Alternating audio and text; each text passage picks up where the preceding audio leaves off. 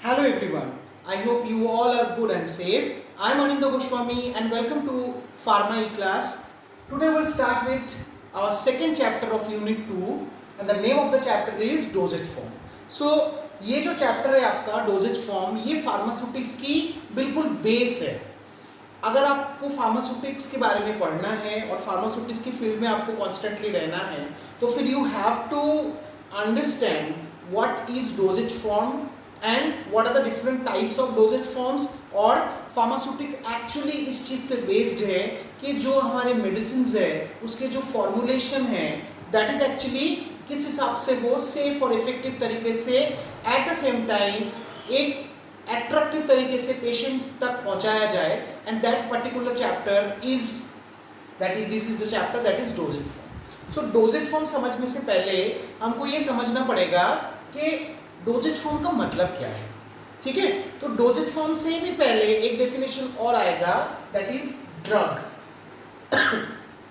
Pharmacy में drug का मतलब है मेडिसिनल कंपाउंड. ओके, ड्रग हम लोग ये टर्म बार बार यूज करेंगे. तो ड्रग की मतलब अब तक आप लोग जो जानते थे उस जो कि नार्कोटिक्स या जिससे कि नशेली जो पदार्थ है उसको हम जानते थे ड्रग्स बोल के. लेकिन फार्मेसी में आपकी फील्ड में ड्रग्स का मतलब है ए ड्रग में be defined as an agent intended for use in the diagnosis, treatment, mitigation, cure or prevention of certain diseases or ailments in humans or in animals. तो इस definition का मतलब आप समझे कि मतलब ये एक ऐसी केमिकल एजेंट है जिसका सोर्स हो सकता है कोई केमिकल सोर्स हो या कोई बायोलॉजिकल सोर्स हो, मतलब प्लांट या एनिमल सोर्स से मिला है या कोई मिनरल से मिला है, कहीं से भी उसका सोर्स हो. वो सोर्स ऑफ ड्रग्स हम अलग अलग जगह से पढ़ेंगे, अलग अलग सब्जेक्ट्स पे भी हम पढ़ेंगे. लेकिन ड्रग एक वैसी केमिकल एजेंट है जिसके अंदर एक केमिकल कंपाउंड्स है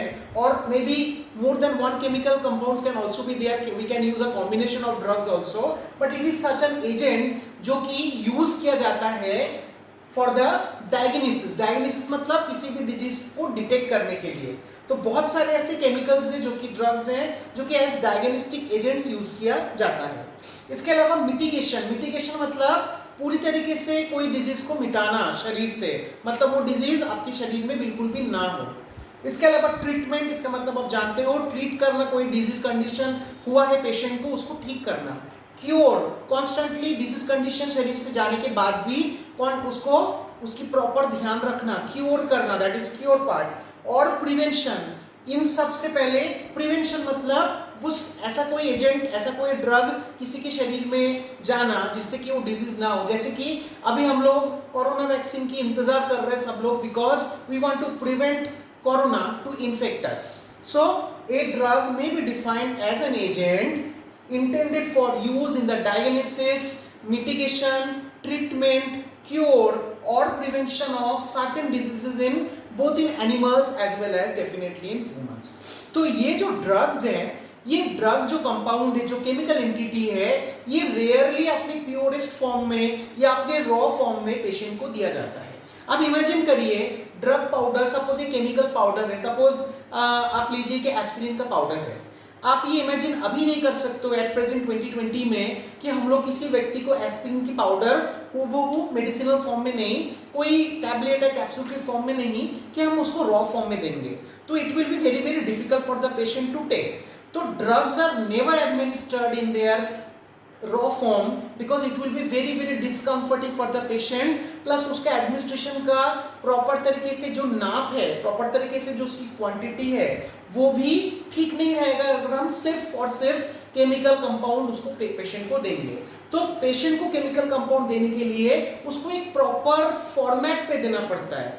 that particular format is called as a dosage form. So dosage form, drugs are converted into suitable formulations which is called as dosage form, and every dosage form is composed of a combination of a drug compound or maybe one or more drug compounds, maybe a combination or some non drug compounds. तो मतलब जो आपका doses form बोल के जो हमारा chapter है वो उसका डेफिनेशन क्या हुआ कि मतलब जो ड्रग्स हैं उनको हम रेयरली उनके रॉ फॉर्म में देते हैं, उनको हम कन्वर्ट करते हैं जो फॉर्मुलेशन साइंटिस्ट हैं जो कि फार्मास्यूटिक्स के जो बेसिक जिसके बारे में स्टडी करते हैं, तो they definitely convert the drug into suitable formulation ताकि वो पेशेंट इजीली यूज कर पाए। और वही फॉर्मुलेशन हमको मार्केट में दिखते हैं in the form of may be syrup, may be tablets, may be capsules, may be injections. ये जो अलग अलग फॉर्मेट में हम ड्रग को देखते हैं, those are actually formulations and those are actually called as, pharmaceutical terms में उसको हम बोलते हैं डोजेज फॉर्म। तो डोजेज फॉर्म के अंदर ड्रग के साथ एक ड्रग या दो ड्रग या जितने भी ड्रग्स मतलब दे सकते हैं हम, या फिर ड्रग सिंगल ड्रग के साथ मानो कुछ ड्रग नॉन ड्रग कंपोनेंट्स भी जरूर रहते हैं। तो why this non drug components, मतलब नॉन ड्रग कंपोनेंट्स इसलिए क्योंकि जो ड्रग की डोज है, इसकी जो क्वांटिटी है किसी के शरीर में एक बार में जाने का, that is very very small. तो उतनी स्मॉल क्वांटिटी को लेके एक पर्टिकुलर एक मतलब formulation banana it is quite difficult. Plus drugs में बहुत सारी और भी चीजें हैं कि ड्रग एक अनस्टेबल कंपाउंड भी होते हैं, कई ऐसे ड्रग, बिकॉज हमारे एटमॉस्फेयर में उसको काम करना है, उसको स्टेबल रहना, इट इज ऑल्सो डिफिकल्ट। सो कुछ नॉन ड्रग कंपोनेंट्स उसके साथ ऐड करते हैं, करने के बाद जो फॉर्मुलेशन जो सूटेबली बनता है that is actually called as the dosage form. और ये जो नॉन ड्रग कंपोनेंट्स है उसको हम फार्मास्यूटिकली कहते हैं हमारे प्रोफेशन में, that is called as additives.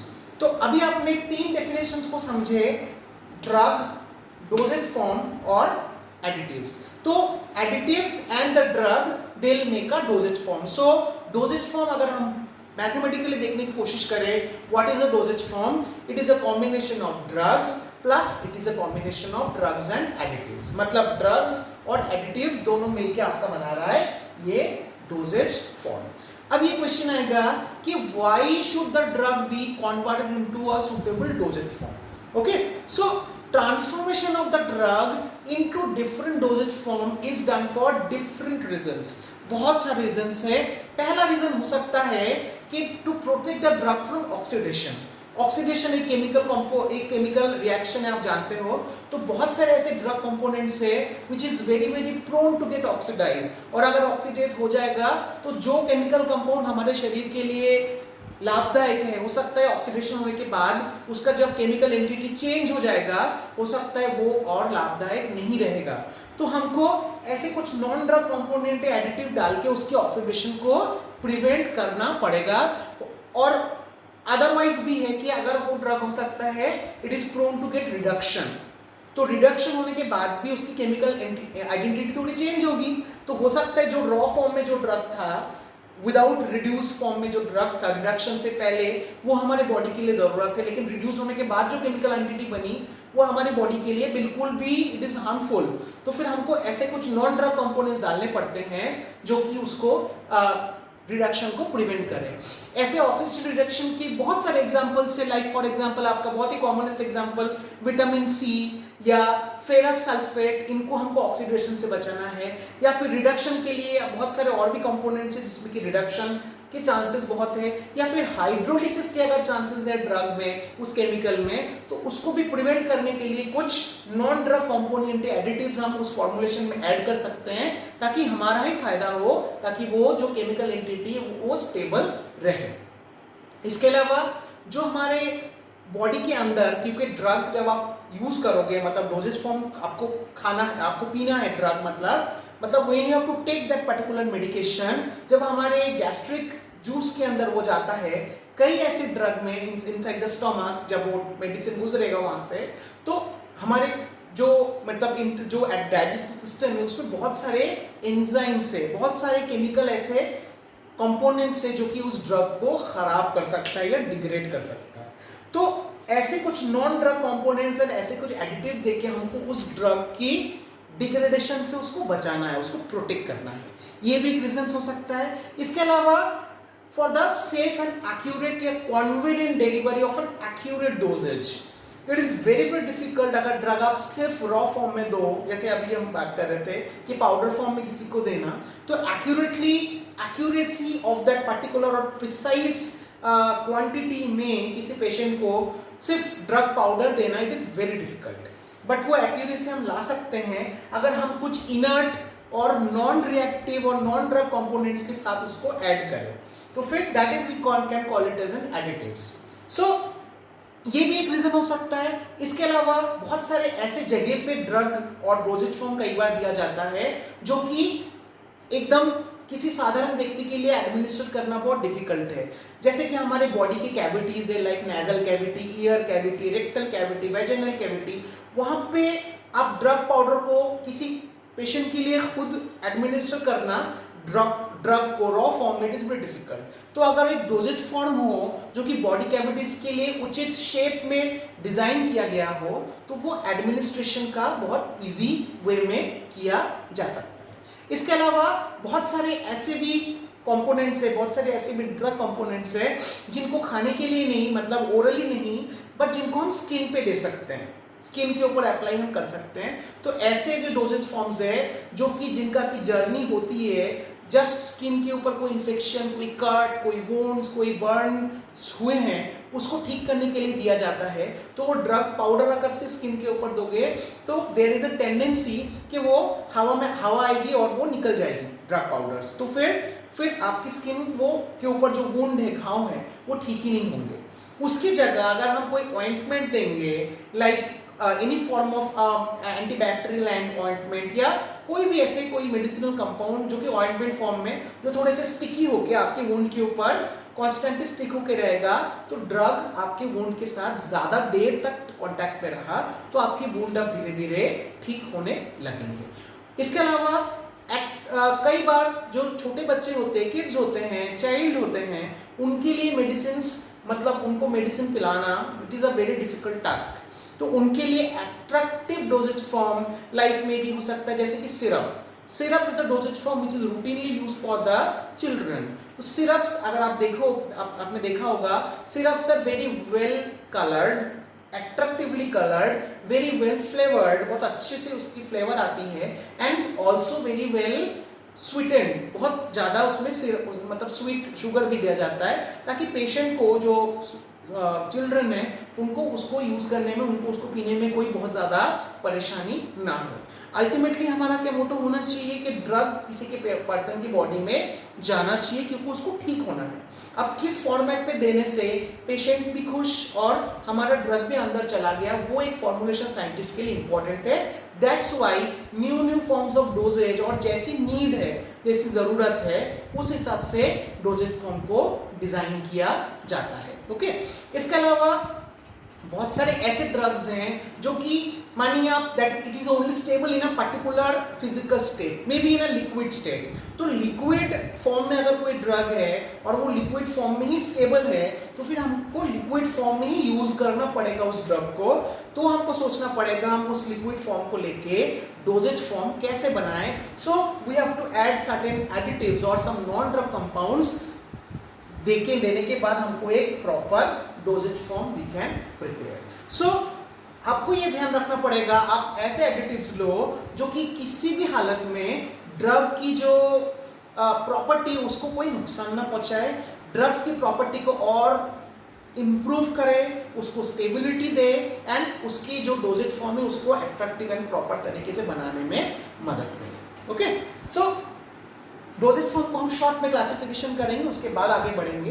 तो let us come to the classification of dosage form. तो डोजेज फॉर्म जो हम अभी तक डिफाइन कर चुके हैं, ड्रग्स, डोजेज फॉर्म और एडिटिव्स। अब हम आते हैं डोजेज फॉर्म, जो हमारा चैप्टर है। तो डोजेज फॉर्म को हम क्लासिफिकेशन 4 सब हेडिंग्स में करते हैं अकॉर्डिंग टू फिजिकल स्टेट, मतलब किस हिसाब से वो ड्रग, वो डोजेज फॉर्म आपको दिखता है, उसका फिजिकल स्टेट क्या है। It can be a solid, it can be a semi solid, it can be a liquid, it can be a gaseous. Okay, हम लोग इंडिविजुअली इन सब में आएंगे, just we are classifying it. Next, according to route of administration. Route मतलब रास्ता, रास्ता कहाँ, आपके बॉडी के अंदर उस ड्रग के जाने का रास्ता। तो डोजेज फॉर्म की रूट क्या है, कैसे आप पेशेंट को एडमिनिस्टर करोगे। तो it can be oral, through oral route, it can be parenteral by injection route, it can be nasal through nasal route, through your nose, it can be rectal through your rectal cavity. तो ये सारे आपके roots of administration है, ठीक है। Next आता है आपका थर्ड क्लासिफिकेशन, थर्ड सब heading of classification is site of application. Site मतलब जगह, पर्टिकुलर लोकल इन्फेक्शन अगर आपको हुआ है या कोई लोकली कोई प्रॉब्लम, लोकल मतलब एक पर्टिकुलर जगह पे अगर कोई प्रॉब्लम, तो बॉडी के अंदर पूरी ड्रग जाने की जरूरत नहीं है डोजेज फॉर्म। सपोज स्किन पे, आई पे, tooth, hand, feet, nose, hair, ये सारे जगह है पर्टिकुलर, तो उन जगह पे अगर हम डोजेज फॉर्म पे अप्लाई करना चाहते हैं तो जिस सबहेडिंग में उसको हम क्लासिफाई करते हैं that is called as site of application. Site मतलब the place, and to the point for treating many localized problem या local infection and localized wounds. And last classification subheading is use. According to use, we have two types of classification like internal and external. Internal मतलब जो drug या doses form body के अंदर जाता है, मतलब body के अंदर जाने के बाद it goes through the alimentary system, digestive system and finally into the blood. That is called an internal system. तो वही ओरल ड्रग भी हो सकता है, ओरल रूट भी हो सकता है या फिर आपका पेरेंटरल भी हो सकता है।